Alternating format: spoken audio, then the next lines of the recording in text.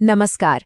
आज हम बात करने वाले हैं नागार्जुन के लिखे एक बहुत ही कमाल के निबंध हिमालय की बेटियां के बारे में। पता है इसमें खास क्या है?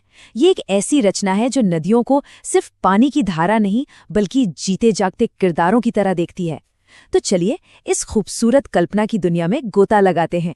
सोचिए, जब लेखक मैदानी इलाकों में नदियों को देखते थे तो उन्हें वो कैसी लगती थी? एकदम शांत, गंभीर, जैसे अपने आप में ही खोई हुई हों। बिल्कुल किसी ऐसी सम्मानित महिला की तरह जिन्हें देखकर अपने आप ही मन में आदर और श्रद्धा रह जाती है।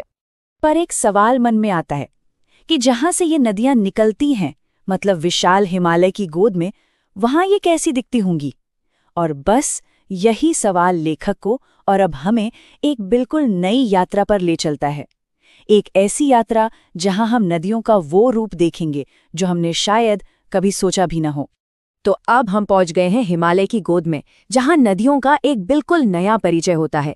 यहाँ वो शांत नहीं बल्कि चंचल और खिलखिलाती बेटियों जैसी हैं। और जैसे ही लेखक हिमालय के ऊपर पहुंचते हैं वो तो एकदम हैरान रह जाते हैं। अरे ये वही गंगा, यमुना और सतलुज हैं जो मैदानों में इतनी विशाल दिखती है। यहाँ तो ये बिल्कुल दुबली पतली धाराओं के रूप में बह रही हैं। एकदम अलग रूप, चंचल और पूरी तरह से ऊर्जा से भरपूर। लेखक के मन में सवाल उठता है कि भाई इनकी ये जो खिलखिलाहट है, ये जो खुशी है, ये मैदानों में पहुंचते पहुंचते आखिर चली कहाँ जाती है? सच में पहाड़ों में इनका ये बचपन वाला रूप देखकर कोई भी हैरान हो जाएगा।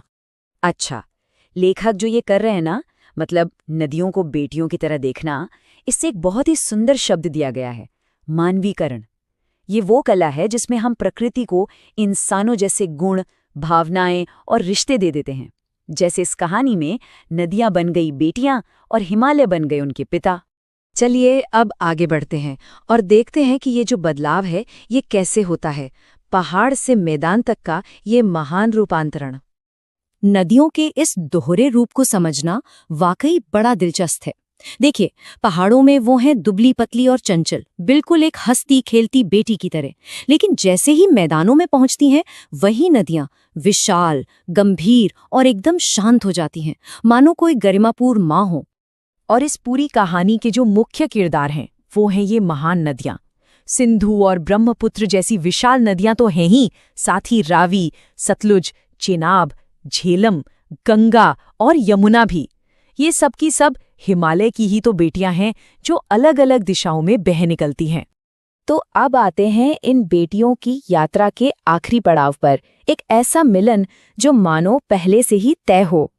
लेखक की कल्पना देखिए, वो सोचते हैं कि हिमालय एक पिता है और समुद्र वो भाग्यशाली दामाद जिसे इन बेटियों का हाथ थामने का सौभाग्य मिला है।